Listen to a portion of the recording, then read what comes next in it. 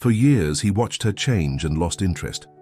But while he was distracted by another, she was preparing the final blow. When he realized, it was too late. His world was about to crumble. Richard Adams adjusted his Italian tie in front of the elevator mirror at Horizon Bank, where he had held the position of Chief Financial Officer for over a decade. At 45, he maintained a strict gym and diet routine, proud of his impeccable appearance. The reflection in the mirror showed a tall man with neatly trimmed graying hair and a custom-tailored suit, the image of success he had worked so hard to build. As he entered his office on the 40th floor, he was greeted by Emily Carter, his new executive assistant. At 28, recently hired after a rigorous selection process, she represented everything the bank valued in its corporate image: youth, efficiency, and sophistication. "Good morning, Mr. Adams. I've prepared the reports for the board meeting and confirmed your lunch reservation with the investors," she said, her high heels clicking precisely on the marble floor as she followed him into the office. Richard could barely focus on the numbers on his screen. His mind wandered to the argument he had had with Helen that morning. His wife of 20 years seemed increasingly distant from the ideal companion he had imagined for himself. The image of her preparing breakfast in her worn-out robe, without makeup, with those extra pounds that had accumulated over the years, painfully contrasted with Emily's elegant presence. "Mr. Adams?" Emily's voice brought him back to the present. "Are you okay? You seem worried." He forced a professional smile. "I'm fine, Emily. Just thinking about next quarter's numbers." But it wasn't the numbers that worried him. It was the bank's gala dinner next weekend. Helen had insisted on going, even after he subtly suggested she might stay home, citing a minor illness. The thought of introducing her to the bank's new partners filled him with anxiety. During his lunch break, as he walked through the financial district of New York, Richard stopped in front of a women's clothing store window. An elegant black dress caught his eye. For a moment he imagined Helen wearing it, like in the early years of their marriage when she still cared about her appearance. But he quickly pushed the thought away. His phone vibrated. It was a message from Emily about a change in his afternoon schedule. The text ended with a smiling emoji, a touch of informality he would normally disapprove of, but coming from her it seemed refreshing. Back in the office, Richard found himself watching Emily through the glass that separated his office from the outer area. She exuded an energy he hadn't felt at home in a long time. Between phone calls, she occasionally adjusted her hair or touched up her lipstick, gestures he found charming in their simplicity. The day passed in a series of meetings and phone calls, but his mind remained divided between his discomfort with his personal life and his growing attraction to his assistant. As the workday was coming to an end, Emily entered his office to drop off some documents for signature. "Mr. Adams, I also wanted to confirm my attendance at the gala dinner. As your executive assistant, I believe it would be important for networking," she said, discreetly adjusting her pencil skirt. Richard felt a mix of anxiety and excitement. "Of course, Emily. Your presence will be very welcome." As he drove home that night, Richard found himself thinking about how his life had turned into something so far from his youthful dreams. The marriage that had started with so much passion and promise now felt like a heavy obligation. Helen, who had once been his confidant and partner, had become almost a stranger. When he got home, he found Helen asleep on the living room couch, a self-help book fallen on her lap. The TV was still on, playing some cooking show. The scene deeply irritated him. It was as if she had given up not only on herself, but also on him. He went upstairs without waking her, his mind already formulating excuses to spend more time at the office in the coming days. What he didn't know was that, beneath her apparent apathy, Helen was more attentive than ever, and while he was planning his escapes, she was beginning to weave her own web of changes. That night, lying in the king-sized bed that now seemed too big for two people who barely touched, Richard couldn't sleep. He thought about the upcoming gala, about Emily, about Helen, about his choices. The mirror of time was beginning to show a reflection he wasn't ready to face. On the other side of the bed, Helen kept her eyes closed, her steady breathing masking the whirlwind of emotions consuming her. She too had plans, but they were different from what her husband imagined. Time would be her ally in the transformation that was coming. Helen watched her reflection in the bathroom mirror as she brushed her teeth that morning. At 43, she recognized that her body had changed. The curves that once made her feel sensual now seemed to weigh her down like anchors on her self-esteem. But something in her eyes was different. A spark of determination she hadn't seen in a long time. "Today will be different," she murmured to herself, picking up her phone and opening the messaging app. On the screen, a conversation with her childhood friend, Beatrice, blinked with a new message. "Don't forget our water aerobics class today." Beatrice had become her confidant in recent months, especially after Helen began noticing changes in Richard's behavior. The increasingly long hours at work, the emotional distance, the barely disguised looks of disapproval. As she prepared a nutritious breakfast, a recent change in her routine, Helen reflected on her life. 20 years of marriage, 2 children already in college, and a growing sense of invisibility. Richard hadn't even noticed that she had started going to the gym 3 weeks ago, or that she was consulting a nutritionist. The sound of the coffee maker filled the modern kitchen she had decorated with such care years ago. On the fridge, an old photo of the couple was still pinned, taken during their honeymoon in Paris. Helen smiled sadly as she noticed how time had changed, not only their bodies, but especially the sparkle in Richard's eyes when he looked at her. "Mrs. Helen?" The voice of Maria, the housekeeper who had worked with them for 15 years, interrupted her thoughts. Another envelope from the bank arrived. Helen took the envelope, recognizing the Horizon Bank logo. For weeks, she had been receiving the bank correspondence that Richard had previously insisted on handling personally. His distraction with other matters, or was it another person, was beginning to leave small gaps in his usually meticulous routine. "Thank you, Maria. Please prepare that green juice the nutritionist recommended." Sitting at the kitchen table, Helen carefully opened the envelope. Her eyes scanned the numbers and transactions listed on the statement with an attention that would have surprised Richard. After years of managing the household and family finances, she had developed a keen eye for details. "You look different," Maria commented as she served the green juice. "More determined." Helen smiled, this time with more conviction. "People change, Maria. Sometimes by choice, sometimes by necessity." After breakfast, Helen got ready to go out. She chose a new workout outfit, secretly purchased the previous week. The technical fabric and modern cut made her feel more confident. Before leaving, she stopped by Richard's office, his personal sanctuary in the house. With the precision of someone who knew the terrain well, Helen accessed the laptop he occasionally forgot to take to work. The password wasn't a challenge, it was still their wedding date, an irony that didn't escape her. In a few minutes, she found what she was looking for. Emails, files, financial records. Everything was carefully photographed with her phone. At the gym, Beatrice was already waiting for her for the water aerobics class. At 45, her friend was living proof that age could be just a number. Divorced 5 years ago, she had rebuilt her life and now owned a successful aesthetic clinic. "You're stronger," Beatrice commented during the exercises, "not just physically." "I'm starting to find myself, B," Helen replied, feeling her muscles working in the warm water. "It's like I'm waking up from a long sleep." After the class, the two friends went to the club's cafe. Helen ordered a green tea, another recent habit that replaced her old sugary cappuccinos. "Does Richard know you're investigating his finances?" Beatrice asked, lowering her voice. Helen shook her head. "He barely notices my presence at home, let alone my actions. But there's something wrong with the numbers, B. And it's not just about the money, it's everything. The way he's been acting, the secret calls, the strange hours."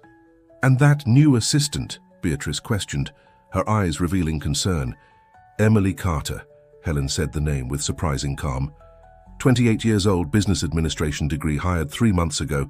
I know more about her than Richard imagines." Beatrice held her friend's hand. "What are you going to do?" "For now, keep observing, gathering information, strengthening myself." Helen paused, taking a sip of her tea. "There's the bank's gala dinner this weekend. It will be interesting." Back home, Helen spent the afternoon organizing the documents she had been collecting. In a password-protected folder on her tablet, a gift from her children that Richard considered a waste, she kept a meticulous record of her findings. As she organized the information, Helen received a message from her daughter Laura, who was studying medicine in another state. The photo showed the young woman smiling in her white lab coat with the caption, "Mum, you're my inspiration of strength." Her daughter's words touched something deep within Helen. She wasn't doing this just for herself, but for her children as well. They deserved to see their mother strong, dignified, and in control. The sound of the electric gate announced Richard's arrival. Helen quickly put away her documents and opened a self-help book, her perfect smokescreen. As she pretended to sleep on the couch, her mind was more alert than ever. The gala dinner was in 3 days. Helen had already chosen her dress, not the conservative one Richard expected her to wear, but a modern, elegant one she had just bought. Her transformation was just beginning, and she was ready to take the next step. That night, while Richard slept, Helen stayed awake, planning her next moves. The board was set, the pieces in position. Now it was a matter of time and strategy. The Horizon Bank office buzzed with preparations for the gala dinner in 2 days. Richard watched the activity through the glass walls of his office, while Emily organized the final details of the event on her tablet. "The dress I chose is navy blue," Emily commented casually, showing the list of VIP guest confirmations. "I thought it would be appropriate for the occasion." Richard felt his heart beat a little faster. In recent days, the moments alone with Emily had become increasingly charged with unspoken tension. Accidental touches, prolonged glances, work, messages that stretched late into the night. "I'm sure it will be suitable," he replied, adjusting his tie nervously. "Speaking of the dinner, I need to take care of a personal matter. Can you reschedule my 4 o'clock meeting?" Emily smiled, a smile that seemed to hold secrets. "Of course, Mr. Adams. Would you like me to arrange a car for you?" "That won't be necessary. I need to take care of something for my wife." The mention of Helen made Emily's smile falter for a moment, but she quickly regained her professional mask. "As you wish. Oh, before I forget, Mr. Manuel from auditing asked to review some financial reports from last quarter." Richard felt a pang of worry. The auditors had been asking uncomfortable questions about certain transactions he had optimized. Nothing illegal, he convinced himself, just some creative adjustments to improve the bank's numbers. "Leave the reports with me. I'll review them personally." Meanwhile, at an upscale spa in Manhattan, Helen was lying on a massage table, receiving a relaxing massage. Beside her, Beatrice flipped through a fashion magazine. "The dress is ready," Beatrice commented. "The designer did an amazing job with the alterations. Richard won't believe his eyes when he sees you." Helen smiled, but her eyes remained focused. "It's not just for Richard, B. It's for me. Every decision I've made in the past few weeks has been for me." "And the documents?" "All organized. My lawyer is already aware of everything, but we'll wait for the right moment." The masseuse worked on a particularly tight knot in Helen's shoulder. "You're much less tense than in your first sessions," the professional commented. "That's what happens when you decide to take control of your own life," Helen replied. After the spa, Helen met Laura, her daughter, who had come home unexpectedly for the gala dinner. At the mall cafe, the two chatted animatedly. "Mom, you look different," Laura observed, her eyes shining with admiration. "Lighter, more confident." Helen held her daughter's hand. "Life teaches us, sweetheart. Sometimes we need to get a little lost to truly find ourselves." "And Dad? Has he noticed your changes?" "Your father is too busy with his own affairs," Helen replied diplomatically. "But don't worry. Everything will work out in due time." On the other side of the city, Richard entered an exclusive jewelry store. He had decided to buy a gift for Helen, a gesture he wasn't sure was motivated by guilt or a genuine attempt at reconnection. "I'm looking for something elegant, discreet," he explained to the saleswoman. "A necklace, perhaps." As he looked at the pieces in the display case, his phone vibrated. It was a message from Emily. "Mr. Adams, sorry to bother you, but there's an urgent situation with the auditors." His stomach dropped. Abandoning the idea of the gift, he hurried back to the bank.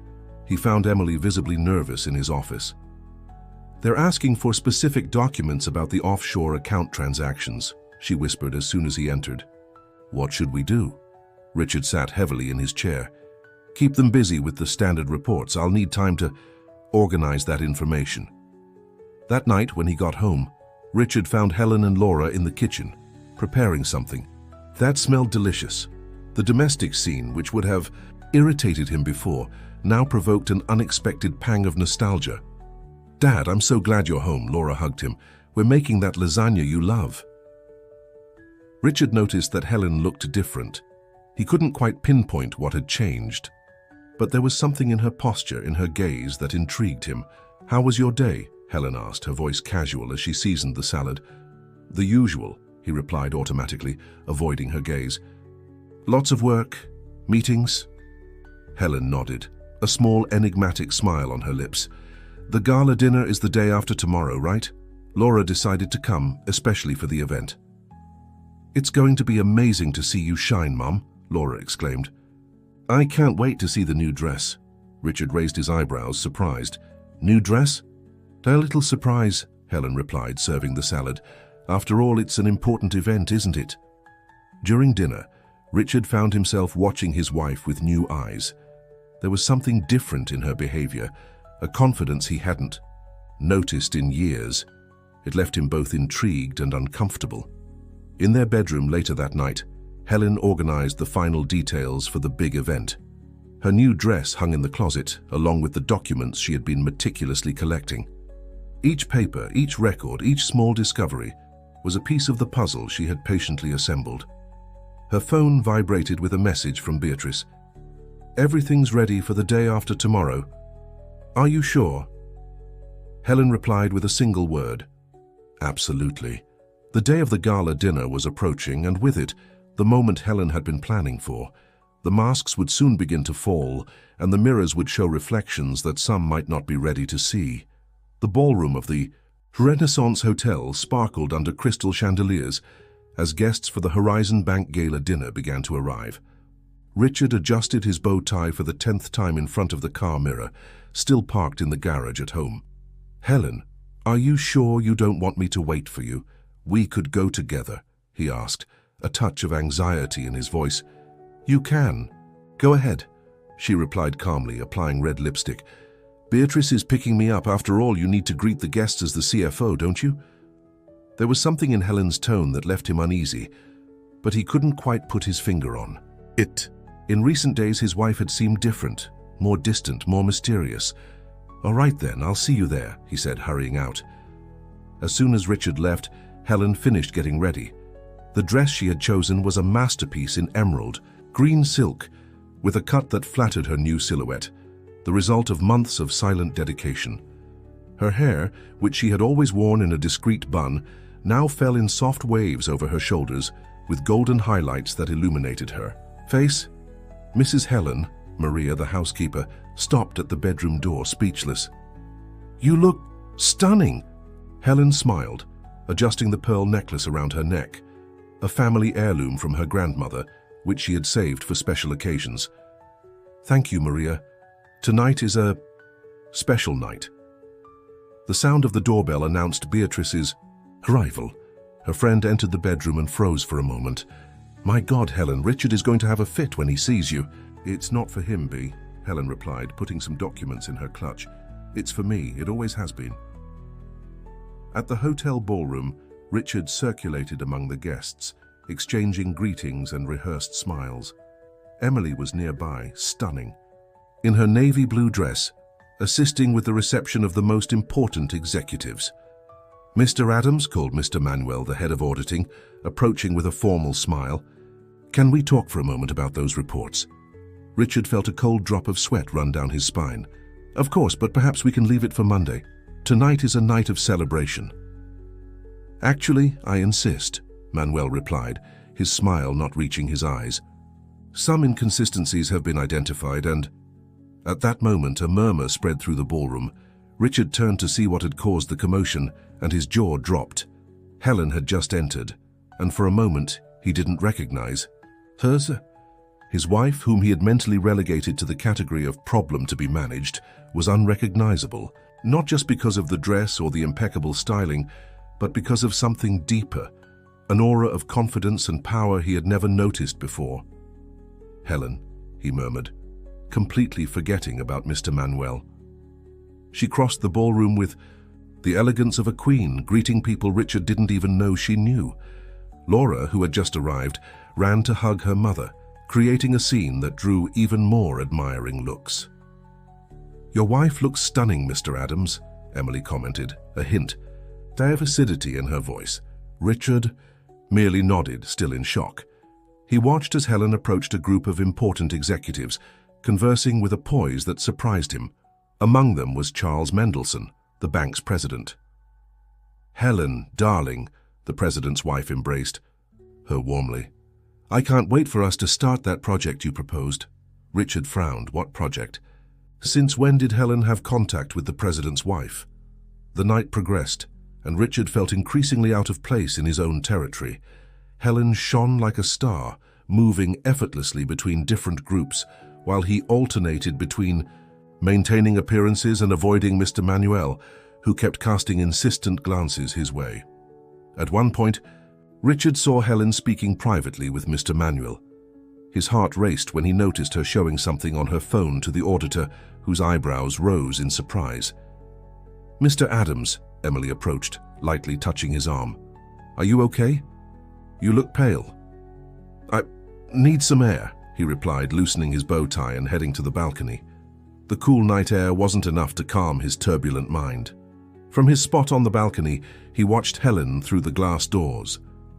She was now dancing with Charles Mendelsohn, laughing at something the president had said. "Impressive how people can surprise us, isn't it?" Beatrice's voice sounded beside him, making him jump. "What do you mean?" "Sometimes we underestimate those closest to us," she replied enigmatically. "We think we know them, that we can predict their moves, their capabilities, until the day we realize we knew nothing." Richard felt a chill that had nothing to do with the night breeze.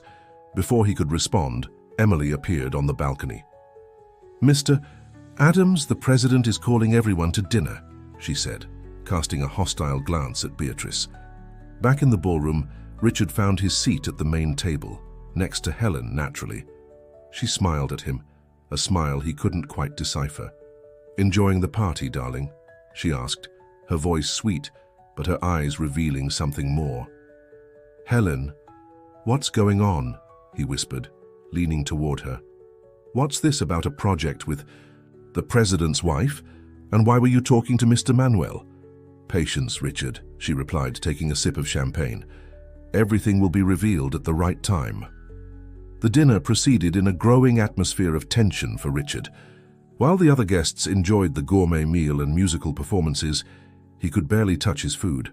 His eyes alternated between Helen, who was engaged in animated conversation with Charles Mendelsohn, and Mr. Manuel, who watched him from across the table with a grave expression.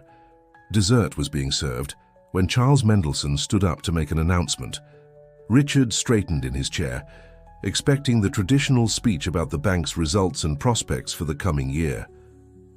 "Tonight is a special night," the president began, "not just for the extraordinary numbers we've achieved, but also for an announcement that gives me particular pleasure to make."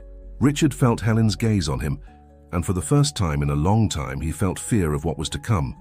The clinking of champagne glasses ceased as Charles Mendelsohn, president of Horizon Bank, continued his speech.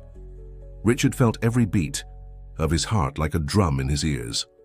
"As everyone knows, our bank has always valued innovation and entrepreneurship," Charles continued, his gaze sweeping the room. "And it is with great pleasure that I announce today the launch of a new project, the Horizon Women Program." Richard furrowed his brow, confused. This wasn't one of the projects that had gone through his approval as CFO.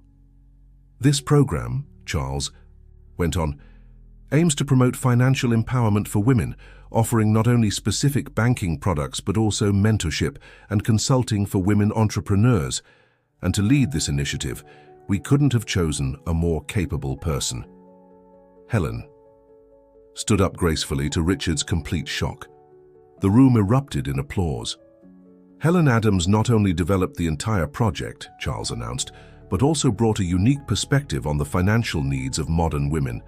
Her experience in family management and her recent MBA in finance make her the ideal person for this position. MBA? Richard murmured, feeling as if he had been transported to a parallel reality. When had Helen gotten an MBA? "Thank you, Charles," Helen began, her voice clear and confident, echoing through the room. This project was born from a personal realization about how we as women often become invisible in the financial world, even when managing complex household budgets or running our own businesses. Emily, who was standing near the main table, looked as if she had been struck by lightning. Her face alternated between shades of red as Helen continued her speech. "During my online studies," Helen went on, "I realized there was a huge gap in the market. Women who, like me, needed to reclaim their financial independence and self-esteem. The Horizon Women program will be a bridge to that reclamation." Richard watched, stunned, as his wife, the woman he had dismissed as lost in domestic monotony, presented charts and financial projections with the ease of a seasoned executive. "And I couldn't fail to thank." Helen paused strategically, her eyes meeting Richard's, Mr. Manuel and his audit team, who were instrumental in structuring the program's finances. Mr. Manuel raised his glass in acknowledgement, while Richard felt his blood run cold. What kind of partnership had his wife developed with the head of auditing? "Dad," Laura whispered beside him, "aren't you proud of Mum? She worked so hard these past months." Months. His daughter knew. Everyone seemed to know something he, in his arrogance, had completely missed. The speech continued, with Helen presenting more details about the program. Richard noticed several executives taking notes, clearly impressed. The president's wife didn't hide her enthusiasm, applauding at several points. "And to conclude," Helen smiled, "I'd like to introduce our first VIP client, Beatrice Rodriguez, owner of the Belle Clinic chain, who will expand her business with the support of Horizon Women." Beatrice stood up, elegant in her gold dress, and Richard finally understood the reason for so many meetings between the two friends in recent months. When Helen sat back down, Richard tried to start a conversation. "Why didn't you ever tell me about—" "Not now, Richard," she interrupted gently but firmly. "We still have more surprises tonight." Across the table, Mr. Manuel was reviewing some papers with a serious expression. Emily, who had approached Richard under the pretext of serving more champagne, looked increasingly nervous. "Mr. Adams," she whispered, "we need to talk about those documents." "Not now, Emily," he replied sharply, realizing too late that several people had noticed his harsh tone with his assistant. Helen watched the scene with a slight smile, as if every reaction was exactly what she had expected. Her phone vibrated. Discreetly, a message from Beatrice. "Everything ready for phase 2? She replied with a simple yes, before turning her attention back to Charles Mendelsohn, who was now discussing operational details of the program with other executives. The night wore on, and Richard felt more and more like a spectator in his own life. Executives who had barely acknowledged Helen before now lined up to speak with her. Some even commented on those excellent investment suggestions she had made. "Helen," he tried again when he found a moment alone with her near the bar. "What's going on? Why didn't you ever tell me about the MBA, about this project?" She looked at him with a mix of pity and determination. "Richard, when was the last time you really asked me about my interests, my dreams? You were too busy building your own image to notice that I was building mine." Before he could respond, Mr. Manuel approached. "Helen, can we proceed with that meeting we discussed?" "Of course, Manuel," she replied, and Richard noticed the casual tone without the formal Mr. he always insisted on. "Richard, you don't mind if I borrow your CFO for a few minutes, do you?" Helen's smile was gentle, but her eyes conveyed a clear message. The game had changed, and she now knew all the rules. The private meeting room at the Renaissance Hotel was heavy with silence. Richard watched, stunned, as Mr. Manuel spread various documents across the mahogany table.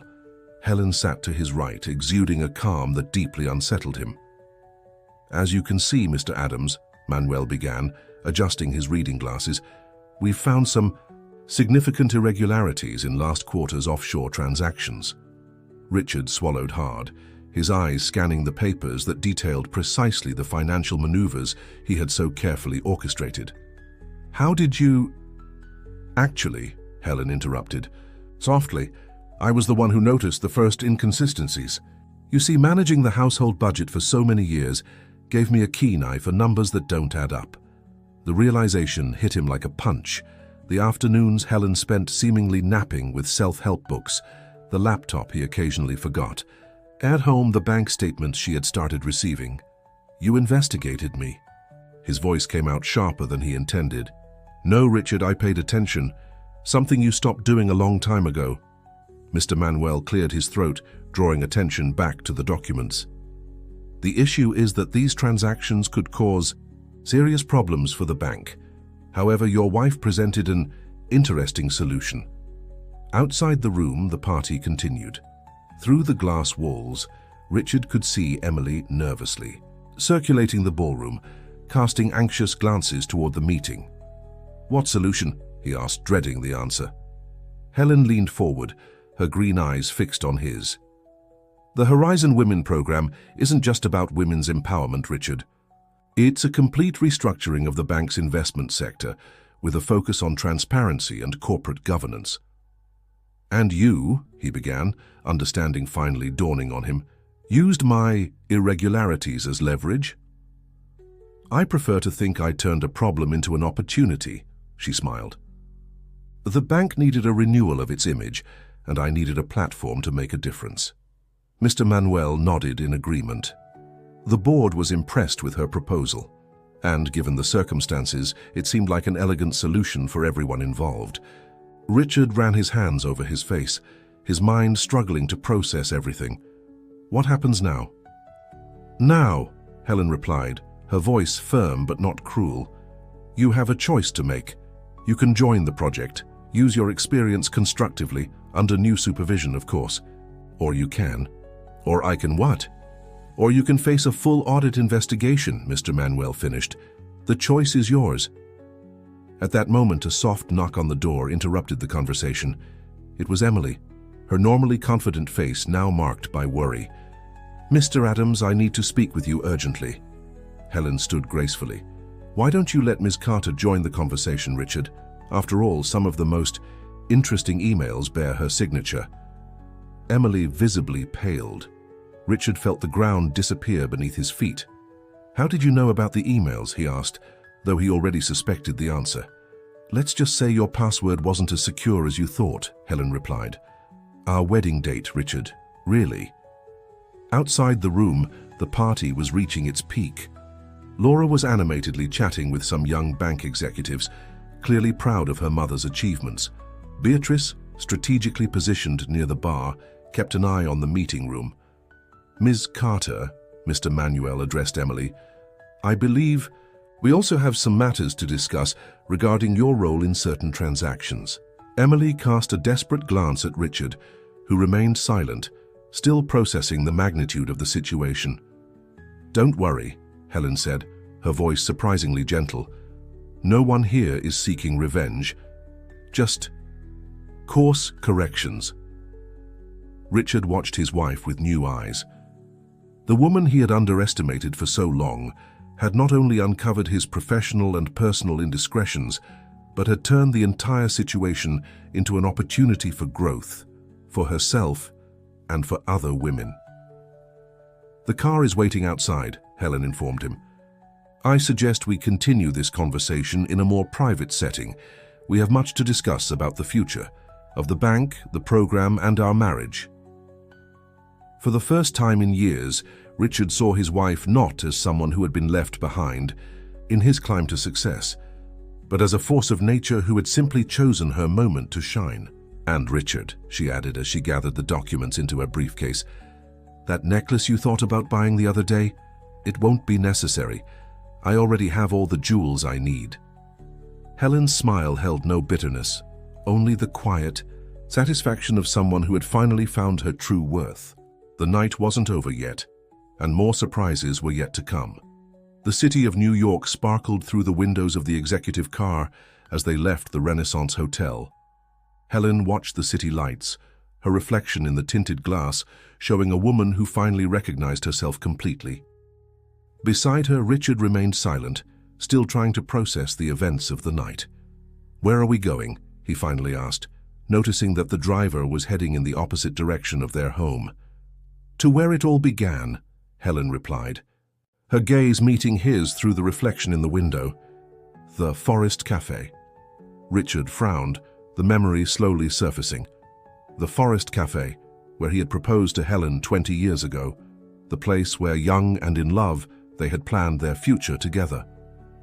In the front seat, Beatrice discreetly typed on her phone, coordinating the next steps of the plan she and Helen had meticulously crafted. Mr. Manuel followed in another car, accompanied by Emily, whose presence in that conversation would be crucial. The cafe was closed at that hour, but the lights came on as they arrived. The owner, Mr. Joseph, a white-haired man who had known the couple for decades, waited at the door. "Helen," he smiled warmly, "everything is ready as you requested." The interior of the cafe remained almost identical to 20 years ago. The same dark wood tables, the same paintings on the walls, the same aroma of freshly brewed coffee. Only they had changed. "Do you remember that night?" Helen asked, sitting at the table by the window, the same one where Richard had proposed. "You said we would build something extraordinary together." Richard nodded, memories flooding his mind. "I had so many dreams."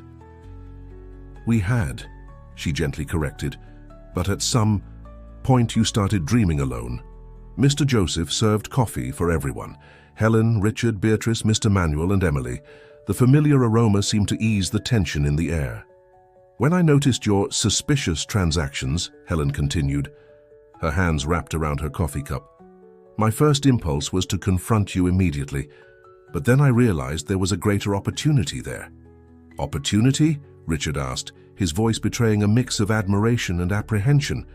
"Transformation," she explained, "not just mine or yours, but something bigger, the Horizon Women." Program was born from that realization.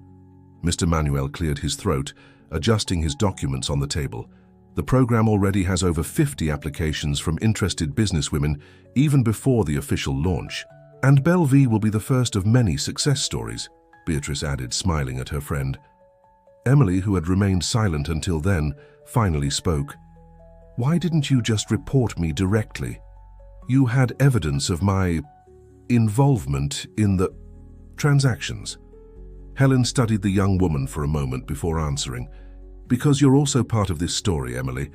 A talented woman who was led to believe she needed to use other means to advance her career. The program," Helen continued, turning to everyone, "isn't just about financial empowerment. It's about breaking cycles, transforming mindsets. And that starts with us." Richard watched his wife with a new look. The woman he had underestimated for so long had not only uncovered his mistakes, but had found a way to turn them into something positive. "What do you want from me, Helen?" he finally asked.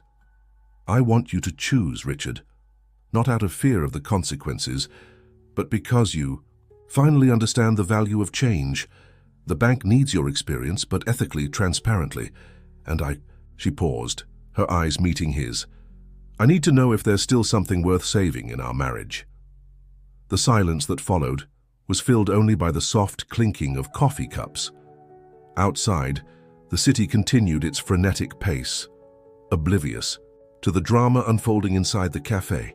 "And you, Emily," Helen turned to the assistant, "have a similar choice to make. The program has an opening for an executive coordinator, someone who knows the system from the inside and can help other women navigate it ethically." Emily blinked, surprised. "After everything, you're offering me a promotion." "I'm offering a chance to start over, for all of us." Mr. Manuel nodded. "The board is willing to give a chance, as long as there's real change in governance." Richard looked at his coffee cup, now cold. Helen's words echoed in his mind. Transformation, new, beginning's choice.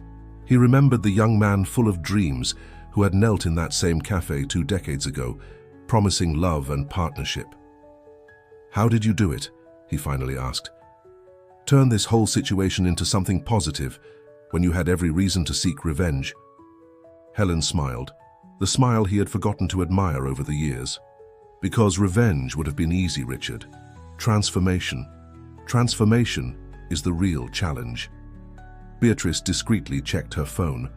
3 more executives had expressed interest in the program during the gala dinner. Helen's plan was just beginning. So Helen looked at each person present. Who's ready to be part of this transformation? The cafe of their youth, a silent witness to their initial promises, now became the stage for a new beginning. The choices they made that night would not only define their individual futures, but also the destiny of many other women who would come after them. The morning arrived in New York with the promise of change. Helen was in her new office at Horizon Bank, organizing the first official meeting of the Horizon Women program. The view from the 42nd floor, 2 floors above Richard's old office, offered a different perspective of the city. The documents for the first group of participants are ready, Emily said, entering the room with a stack of folders. Her professional tone masked the nervousness of someone still adjusting to a new reality. "Thank you, Emily," Helen replied, noticing how the young woman had traded her tight dresses for a more elegant and discreet outfit. "How are you adapting to the new role?" "It's different," she admitted, nervously adjusting her blazer collar. "I never imagined I'd be helping other women grow professionally. I always thought success meant competing, seduction." Helen gently completed. "Sometimes we need to lose our way to find the right direction." In the adjacent meeting room, Beatrice was conducting a mentoring session with 3 businesswomen. Her aesthetic clinic, now part of a larger group thanks to the bank's funding, served as a case study for the program. "The secret isn't just getting the credit," Beatrice explained, "but knowing how to use it strategically. The Horizon Women program isn't just about lending money, it's about building a sustainable future." Beatrice's voice carried the confidence of someone who had walked the path she was now guiding others on. The 3 women in front of her, each with their own entrepreneurial dreams, listened intently, their faces reflecting a mix of hope and determination. Helen, from her office, could hear snippets of the conversation through the open door. She smiled to herself, feeling a deep sense of fulfillment. The program was no longer just an idea or a response to her personal struggles. It was a living, breathing force for change, and it was growing faster than she had ever imagined. Richard, meanwhile, sat in his new office on the 38th floor. The demotion to Director of Compliance for the Horizon Women program had been a humbling experience, but one he was slowly coming to terms with. His new assistant, a seasoned auditor in her 50s, knocked on his door. "Mr. Adams, the meeting with the Ethics Committee starts in 15 minutes, she reminded him. He nodded, adjusting his tie, a gesture that now felt more like a nervous habit than a display of confidence. The past few weeks had been a crash course in humility and accountability. He had gone from being the bank's golden boy to a man rebuilding his reputation, one honest decision at a time. In the hallway, he ran into Laura, who had decided to take an internship at the bank during her summer break from medical school.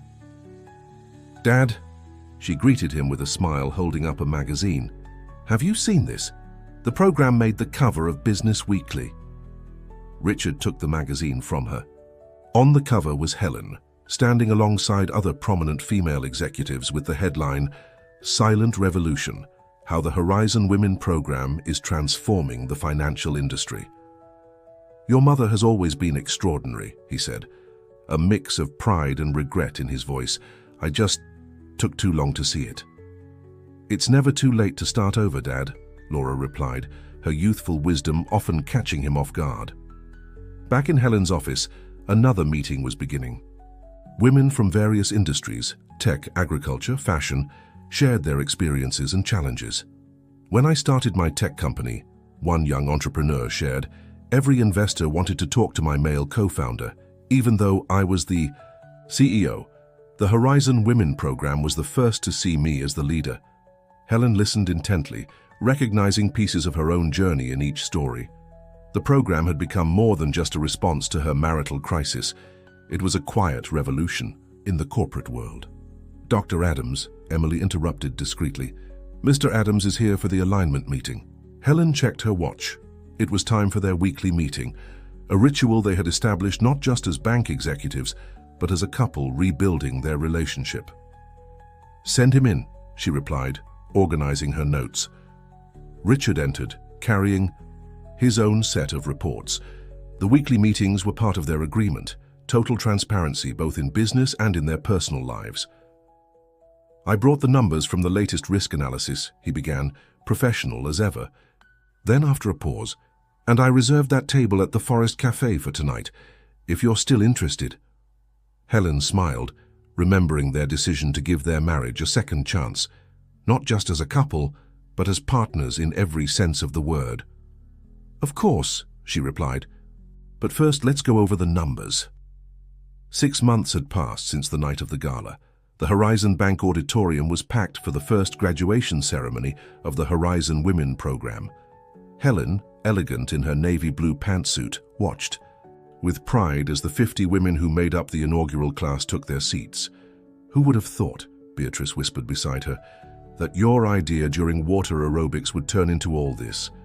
Helen chuckled, remembering the early mornings at the gym where, between laps, she had begun to formulate her plan for transformation. On stage, Emily coordinated the final details of the ceremony. Her transformation was perhaps one of the most striking. From a seductive assistant to a respected executive, she had found her true calling in helping other women succeed. "All the slides are ready," Emily informed Helen, consulting her tablet. "The success stories we selected are incredible." Among the stories was Maria's, Helen's former housekeeper, who had turned her culinary talent into a thriving corporate catering business thanks to the program. She now employed 10 other women and had contracts with several companies in the financial district. Richard entered the auditorium quietly, taking a seat in the back row. Over the past months, he had worked not only to correct his professional mistakes, but also to rebuild Helen's trust. The process hadn't been easy, but each small step seemed to bring them closer to a better place. "With great pleasure," Charles Mendelsohn began his speech, "we present today the results of the first 6 months of the Horizon Women program. Not only have we exceeded all financial targets, but we've created a business model that is now being studied by financial institutions in other countries." In the audience, Laura recorded everything on her phone. Beside her, her brother Peter, who had returned from an exchange program after hearing about his mother's success, smiled proudly. "Our mom is amazing," he whispered to his sister. "And to think Dad almost lost all this." "Sometimes we need to almost lose something to understand its true value," Laura replied, echoing a phrase she had heard often from Helen in recent months. The ceremony continued with the presentation of success stories. A farmer who had expanded her organic produce to international markets, a programmer who finally secured funding for her tech startup, an artisan who turned her small workshop into a sustainable fashion brand. And none of this would have been possible, Charles continued, without the extraordinary vision of Helen Adams. She not only identified a market opportunity, but created a movement for social transformation through financial empowerment. Helen stood to give her speech, greeted by a warm round of applause. Her gaze swept the auditorium, landing on the faces that had been part of her journey. "When I started this program," she began, "many asked if it was a response to betrayal, an elaborate revenge. But the truth is, it was a response to silence. The silence of all the women who, like me, at some point felt invisible, underestimated, limited." In the back row, Richard lowered his eyes, feeling the weight of her words. But Helen continued, "However, this program isn't about pointing out past mistakes.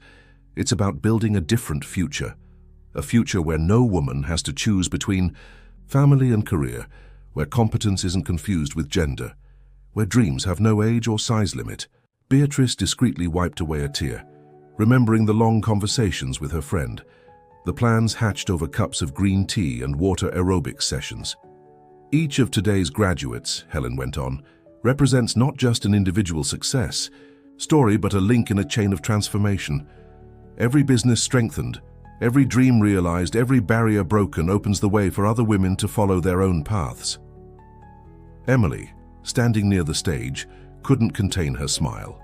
Her own transformation was a testament to the power of the initiative.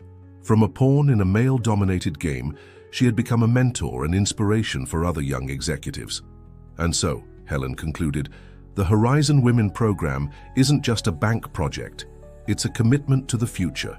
A future we build together, step by step, dream by dream, achievement by achievement. When the applause echoed through the auditorium, it wasn't just for Helen, but for every woman who had dared to transform her story. The Forest Cafe was specially decorated that night. Candles lit the dark wood tables, and the aroma of freshly brewed coffee mingled with the scent of fresh flowers. It was the first anniversary of the Horizon Women program, and Helen had chosen to celebrate in the same place where her transformation had truly begun. "It feels like yesterday," Beatrice commented, helping arrange the last flowers on the tables. "You sitting at that table by the window planning a revolution while pretending to read self-help books?" Helen laughed, adjusting her emerald green dress, the same one she had worn at the gala a year ago. "Sometimes I still wonder how I found the courage." "It wasn't courage," Beatrice replied. "It was self-awareness." The guests began to arrive. Maria, now a successful entrepreneur, brought the catering. Her company had become one of the most sought after in New York. Emily arrived soon after, accompanied by her team of program mentors.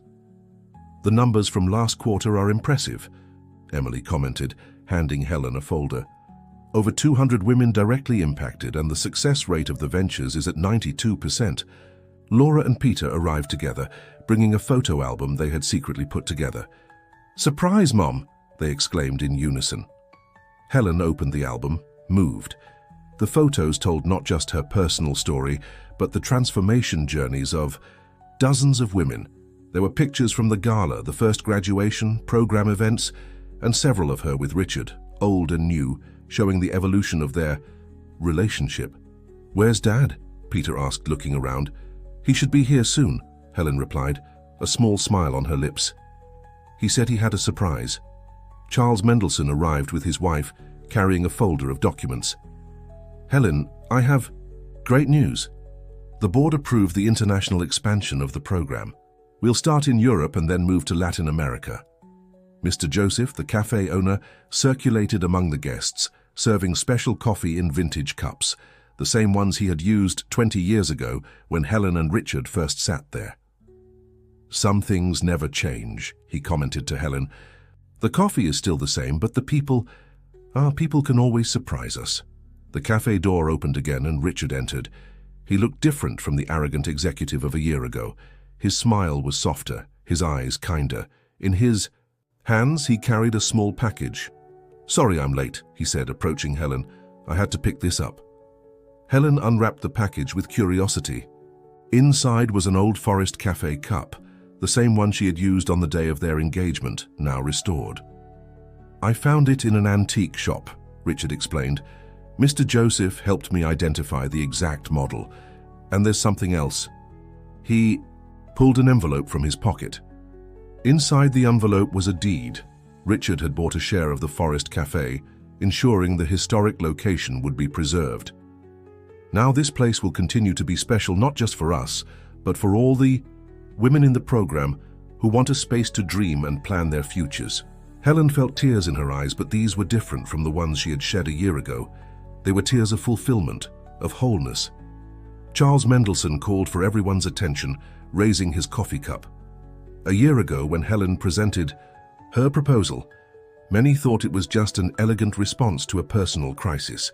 Today, the Horizon Women program is studied in business schools, replicated in other banks, and most importantly, it has changed the lives of hundreds of women. "And men," Richard added, looking meaningfully at Helen. "Because true transformation knows no gender." Helen stood to speak, but before she could begin, Beatrice interrupted. "Before the speeches, we have one more surprise." The cafe lights dimmed, and a video began to play on the wall. It was a compilation of testimonials, women from the program, bank employees, family members, all sharing how they had been impacted by Helen's initiative. "When you transform a woman, you transform an entire family," Maria said in the video. "Helen didn't just give me a business opportunity, she gave me back my dignity." Emily appeared next. "I learned that success doesn't have to cost our integrity. Today, I help other women find their own paths." The video ended with a message. From Richard, "Helen taught me that true love isn't possession. It's partnership, it's not control, it's freedom. It's not about appearances, it's about essence." When the lights came back on, there wasn't a dry eye in the cafe. Helen stood, holding her restored cup. "A year ago, I sat at that table," she pointed to the window, "thinking I was planning revenge. But the universe had bigger plans. What seemed like the end of one story became the beginning of hundreds of others." She paused, looking at each face in the room.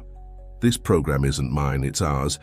Every woman who dared to dream bigger, every man who chose to be a partner and not an obstacle, every person who believed change is possible." Richard stepped forward, taking her hand. "And this is just the beginning," he said. Helen smiled, squeezing her husband's hand. Through the cafe window, the lights of New York shone like stars, reminding her that each light represented a dream, a possibility, a story waiting to be transformed. "To the future," she raised her cup. "Not to what awaits us, but to what we build together." The cups rose in response, and the aroma of coffee mixed with the scent of flowers and the sound of laughter.